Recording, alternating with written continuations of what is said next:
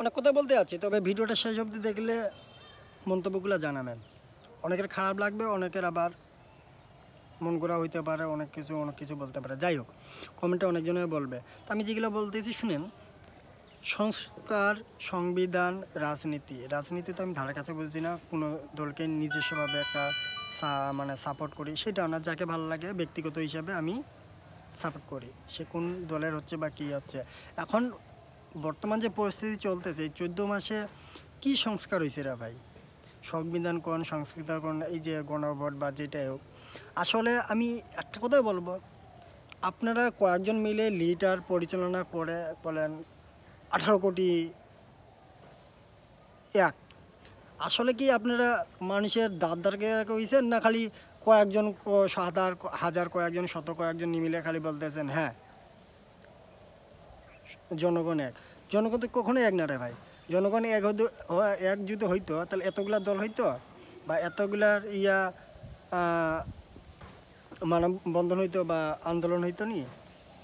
আর কিছু বললেই এখন কি লীগের দোষ, আর লীগের সময় বিএনপি জামাতের দোষ। কোন দল বয়কট হয়েছে বা নিবন্ধন নিষিদ্ধ ঘোষিত হয়েছে? শুধু এলা মৌখিক ভাষা। আর একটা কথা বলি, রাজনীতিরা কিন্তু এক টেবিলে চা খায়। ভাই আপনারা দল করিচ্ছেন না কি করিচ্ছেন? দলটা রাজনীতি করেন কিসের জন্য? জনগণের মঙ্গলের জন্য। রাজনীতি হচ্ছে এক দল বিপরীত পক্ষে ভুল ত্রুটি দোষ ধরার জন্য। তা না করে আপনারা কি করিচ্ছেন? এর পিছু এ লেগে আছেন, ওর পিছু এ লেগে আছেন, ওর প্রতিশোধ নিচ্ছেন, এর প্রতিশোধ নিচ্ছেন। কে রে ভাই? আবার নিজেরা আইন তুলে নিচ্ছেন, ওকে মাঠে নামতে দিবেন না, ওটা মাঠে নামতে দিবেন না। হ্যাঁ, তারপর কি ওর আন্দোলন নিষিদ্ধ, তারপর করতে দিবেন এটা। আবার নিজের হাতে আইন তুলে নিচ্ছেন, কেউ নাম ইচ্ছা করে মারধর, বাঙালি যেটা স্টাইল। কেন এটাই কি ভাই রাজনীতি আপনাদের? তাহলে তফাৎ কি? আপনারা যদি তাদের মতোই হতে চান, তারা যে ভুল করছে আপনারাও সে ভুল করছেন। দেখুন এই হাতের মধ্যে কিন্তু 5টা আঙুলে যেমন সমান নয়, সব মানুষদের দোষ তাও না। যার দোষ তার বিরুদ্ধে করেন, তাকে আয়ত্তে এনেন, তারপর আইন পদক্ষেপ করেন, সেটা আইনানুভাবে হয়। তা না আপনারা নিজেরাই তো আইন তুলে নিচ্ছেন, সংবিধান নিজেরাই পাল্টাতে যাচ্ছেন, গণভোট আপনারা করিতে যাচ্ছেন। আরে ভাই জনগণ আপনাদের কতগুলো সাপোর্ট। যদি জনগণের ভালোবাসায় নিতে চান বা ভালোবাসায় দেখতে চান, সেটা হবে ভোটের মাধ্যমে এবং সর্বদলীয়। সেইখানে কে কি দল করছে না করছে তা না। দল যখন একটা দল থাকে, সেই দল নিষিদ্ধ করার ক্ষমতা কার? আপনাদের না জনগণের? জনগণের হাতে যেহেতু সব কিছু নির্ভর করতেছে, আপনারা জনগণের উপর ছাড় দিবেন, এত ভয় পাওয়ার কি আছে? আর তাছাড়া একটা কথা বলি রে ভাই, আমার লাইফে আমি তো জন্মের পর থেকে লিগের অনেক কিছু দেখছি, যেগুলা শুনছি জামাতিরাও ভুল করছে, বিএনপিরাও অনেক ভুল আছে, দোষ ভুল সবার থাকে।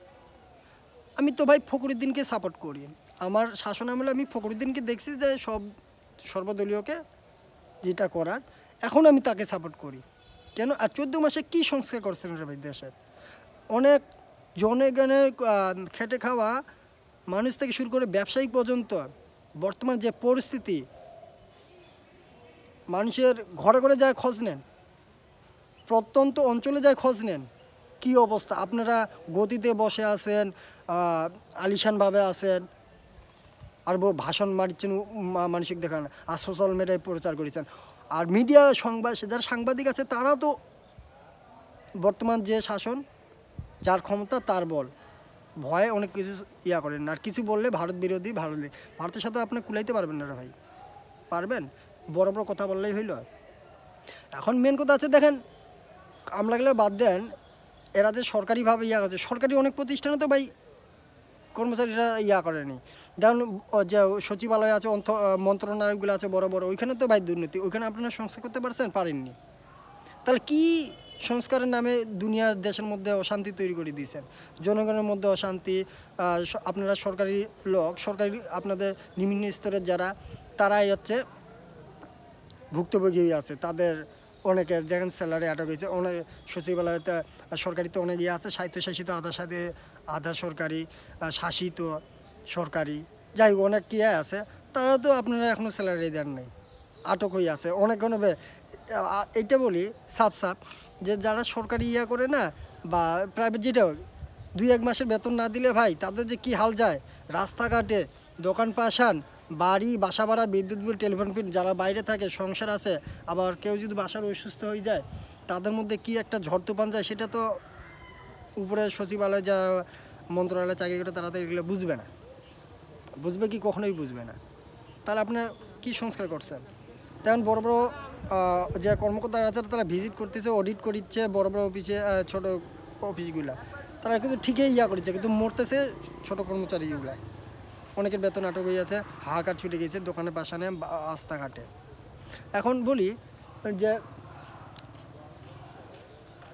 বিএনপির আমলে অনেক কিছু শুনছি, লীগের আমলে অনেক শুনছি, জামাতি এরশাদের আমলে ইতিহাস সাক্ষী আছে, 10 ত্রুটি ভুল সবার থাকে। এখন দেশে কীভাবে শান্তি আনা যায় সেটাই সবার দেখা উচিত, এই হিংসা বিদেশ নিয়ে না। যদি রাজনীতি করে নেই, রাজনীতিটা হবে এমন জনগণের জন্য যেখানে বিপরীত দলের 10 ত্রুটি ভুলগুলা চাক্ষুষ দেখানো, তুলে ধরানো, তার উপর নিজের আইন প্রয়োগ, নিজের ক্ষমতা দেখানো কখনোই উচিত হবে না। আর সর্বোপরি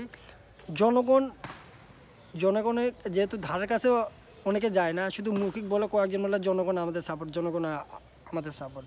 আসলে জনগণের সাপোর্ট তখনই হয় জনগণ যেখানে যাকে চয়েস করে, সেটা হচ্ছে ভোটের মাধ্যমে, যার নির্বাচনের মাধ্যমে। সংবিধান তো অনেক কিছুই বলবে, যদি সংবিধান মানেই আপনারা কার্যকলাপ করেন তাহলে সংবিধান অনুযায়ী কেউ চলে না। আর জন্মগতভাবে বা দুর্নীতি বড় বড় মন্ত্রণালয়গুলোতেই আছে, সেখানে ক্ষুদ্র মন্ত্রণালয়ের জনগণকে কি বলবেন? আর যারা চাকরি করে তারা তো গোলামি, সরকার মানে ক্ষমতা যার, কর্মচারীরা তার পক্ষেই থাকে। এই দেশে কখনো সংস্কার হবেও না, আর মানুষের মেন্টালিটি পরিবর্তন হবেও না। আর যদিও হয় সেটা অনেক সময় লাগবে, ততদিন আমরা বাঁচাও থাকবো না। শুধু এখন যেগুলা চলিচ্ছে ভাই, এগুলা সব হচ্ছে ভণ্ডামি আমার ভাষা। তো জানি না অনেকের কথাগুলো খারাপ লাগবে, কিন্তু এটাই বাস্তব।